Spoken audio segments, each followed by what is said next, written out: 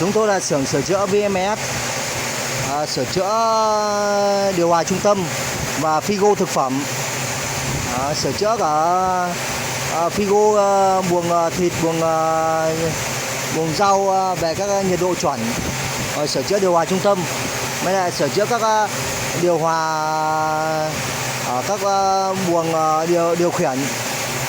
Đây chúng tôi đang thực hiện công việc.